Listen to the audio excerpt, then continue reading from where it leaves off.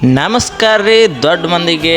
ಇವತ್ತು ನಾ ಬೆಳಗ್ಗೆ ಲಗುನ ಎದ್ದು ಫ್ರೆಶ್ ಅಪ್ ಆಗಿ ಹುಬ್ಳಿ ಇಲ್ಕಲ್ ಕೆಂಪ ಬಸ್ ಹಿಡ್ಕೊಂಡು ಸೀದಾ ಬಂದು ಇಳಿದು ರೀ ನವಲ್ಗುಂದ ಬಸ್ ಸ್ಟ್ಯಾಂಡ್ ಕಡೆ ಇರೋ ರಾಜಸ್ಥಾನ್ ಹೋಟೆಲ್ನಾಗ ಶಿಸ್ತ ನಾಷ್ಟ ತಿಂದು ಅಲ್ಲೇ ನವಲ್ಗುಂದಾಗ ನಮ್ಮ ಗಣೇಶ ಧಾರವಾಡದಿಂದ ಬಂದಿದ್ದಾರೆ. ಅವನು ಒಟ್ಟು ಹೋಗಿ ಬೆಟ್ಟಾಗಿ ಅವನು ನಾವು ಹೋಗೋ ಕಡೆ ಬರ್ದು ಕುಂತಿದ್ದಾರೆ.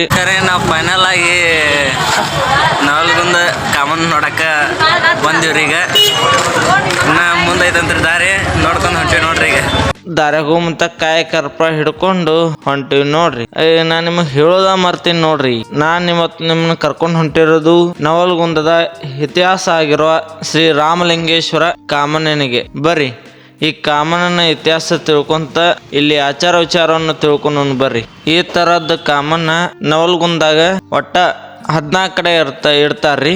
ಸವನೂರು ನವಾಬರ ಕಾಲದಲ್ಲಿ ಸಿದ್ಧಿ ಪುರುಷರೊಬ್ಬರು ಎಲ್ಲಾ ಕಡೆ ಇಡುವಂತ ಕಾಮಣ್ಣನ ಮೂರ್ತಿಯನ್ನು ನೋಡಿ ತಾವು ಒಂದು ಜೀವಕಳೆಯನ್ನು ಹೊಂದಿರುವಂತ ಕಾಮನ್ನ ತಯಾರು ಮಾಡ್ಬೇಕಂತಂದು ಪ್ರತಿ ಅಮಾಸ್ಯದಂದು ಕಾಮದೇವರ ಒಂದೊಂದು ಅಂಗಗಳನ್ನು 101 ಬಗೆಯ ವನಸ್ಪತಿಗಳಿಂದ ತಯಾರಿಸಬೇಕೆಂದು ಸಂಕಲ್ಪ ಮಾಡ್ಕೋತಾರ್ರಿ. ಅದೇ ತರನು ಕಾರ್ಯರೂಪಕ್ಕೂ ತರ್ತಾರ್ರಿ. ಆ ಕಾಮನ್ನ ಇನ್ನೇನು ಪೂರ್ಣವಾಗುವ ಹಂತದಲ್ಲಿ ಇರ್ಬೇಕಾದ್ರ ಆ ಸಿದ್ಧಿ ಪುರುಷರು ಅಕಾಲಿಕ ಮರಣವನ್ನು ಹೊಂತಾರ್ರಿ. ಆದರೂ ಸಹ ಆ ಕಾಮನ್ನ ಬಹಳ ಸುಂದರವಾಗಿ ಗಂಭೀರ ಮೀಸೆಯುಳ್ಳ ಕಾಮನ್ನು ಹಸನ್ಮುಖದಿಂದ ಕೂಡಿದ್ದು ಜೀವಂತ ಕಳೆಯನ್ನು ಎದ್ದು ಬರ್ತೈತ್ರಿ. ಹಾಗಾಗಿ ಸಿದ್ಧಿ ಪುರುಷರು ಗಿಡಮೂಲಿಕೆಗಳಿಂದ ತಯಾರಿಸಿದ ಕಾಮಣ್ಣನನ್ನು ಊರಿನ ಜನರು ಶ್ರೀ ರಾಮಲಿಂಗೇಶ್ವರ ದೇವಸ್ಥಾನದಲ್ಲಿ ಪ್ರತಿಷ್ಠಾಪನೆ ಮಾಡ್ತಾರೆ. ಅದೇ ರೀತಿ ಪ್ರತಿ ವರ್ಷ ಹೋಳಿ ಹುಣ್ಣಿಮೆ ದಿನದ 5 ದಿನ ಹಿಂದೆ ಅಂದರೆ ಏಕಾದಶಿ ಎಂದು ಕಾಮಣ್ಣನ ಅಂಗಾಂಗಗಳನ್ನು ಪೆಟ್ಟಿಗೆಯಿಂದ ಹೊರತೆಗೆದು ನಿಂತ ಭಂಗಿಯಲ್ಲಿ ಕಾಮಣ್ಣನನ್ನು ಜೋಡಿಸ್ತಾರೆ. ದ್ವಾದಶಿ ಎಂದು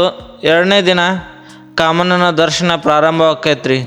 ಅಲ್ಲಿಂದ ಹೋಳಿ ಹುಣ್ಣಿಮೆಯ ಮರುದಿನ ದೋಕಳಿಯಿಂದ ಕಾಮಣ್ಣನ ದಹನ ಸಂಪನ್ನವಾಗ್ತೈತ್ರಿ. ಇಲ್ಲಿಗೆ ರಾಜ್ಯದ ವಿವಿಧ ಭಾಗಗಳಿಂದ ಭಕ್ತರು ಬರ್ತಾರ ನೋಡ್ರಿ. ನೀವೇನಾದ್ರೂ ಇಲ್ಲಿ ಬರ್ಬೇಕಂತಂದ್ರ ಹುಬ್ಳಿಲಿದ್ರ ನವಲ್ಗುಂದಕ್ಕ ಬಸ್ ವ್ಯವಸ್ಥೆ ಚಲೋ ಐತ್ ನೋಡ್ರಿ.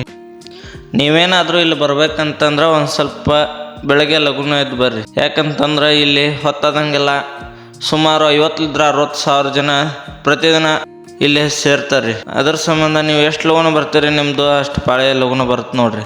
ಇಲ್ಲಿಗೆ ಇಷ್ಟು ಜನ ಯಾಕೆ ಬರ್ತಾರಂತ ಕೇಳಿದ್ರ ಈ ಕಾಮಣ್ಣ ಭಕ್ತರ ಆಸೆಗಳನ್ನು ಪೂರೈಸ್ತಾರಂತ ಇಲ್ಲಿ ನಂಬಿಕೆ ಐತ್ರಿ.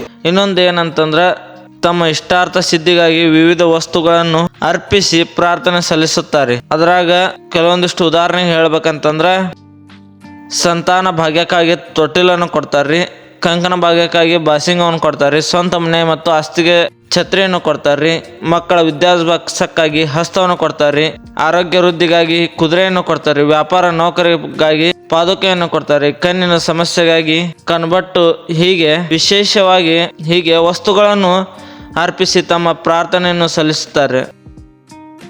ಹೀಗೆ ಸಲ್ಲಿಸಿದ ಪ್ರಾರ್ಥನೆ 3 ವರ್ಷದೊಳಗೆ ಪೂರೈಸುತ್ತದೆ ಎಂದು ಸಹಸ್ರಾರು ಭಕ್ತರ ನಂಬಿಕೆ ಆಗೈತೆ ನೋಡ್ರಿ. ಕಾಮದಹನದ ನಂತರ ಕಾಮಣ್ಣ ಯುಗಾದಿ ಎಂದು ಮತ್ತೆ ಮರುಹುಟ್ಟು ಪಡೆಯುತ್ತಾರೆ ಅಂತಂದು ಇಲ್ಲಿ ಪ್ರತೀತಿ ಇದೆ.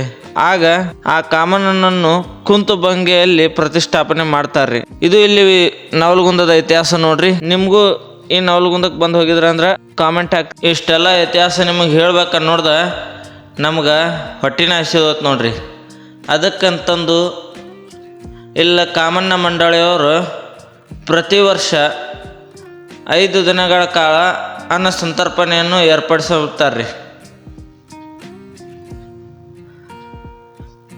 ಈ ವರ್ಷ ಇಲ್ಲಿ ಅನ್ನ ಸಾರು ಮತ್ತು ಸ್ವೀಟ್ ಮಾಡಿಸಿದ್ರಿ. ಅನ್ನ ಸಾರು ಮಾತ್ರ ಮಸ್ತ್ ಇತ್ತು ನೋಡ್ರಿ. ಇಲ್ಲಿ ನಮ್ಮ ದೋಸ್ತ್ ಹೇಳ್ತಾರ್ರಿ, ಕೇಳ್ರಿ. ಬರ್ರಿ ಅನ್ನ. ನಾವು ಯಾವ್ದ ಪ್ರಸಾದ ತಿಂದ್ರೂ ಅದರಷ್ಟು ರುಚಿ ನಾವು ಮನ್ಯಾಗ ಏನೋ ಮಸಾಲೆ ಏನೇನೋ ಹಾಕಿ ಮಾಡಿದ್ರು ಅದು ಸಿಹಿ ಕೊಡಂಗಿಲ್ರಿ. ಅಷ್ಟು ಸಿಹಿ ಆಗಿತ್ತು ನೋಡ್ರಿ ಇಲ್ಲಿ ಪ್ರಸಾದ. ಅಲ್ಲಿದ್ರ ಮತ್ತು ಸೀದಾ ನವಲ್ಗುಂದಕ್ಕೆ ಬಂದು ಬಸ್ ಹತ್ಕೊಂಡು ಮತ್ತು ನಮ್ಮ ಊರಿಗೆ ಬಂದು ಹಿಡಿದ್ವಿ.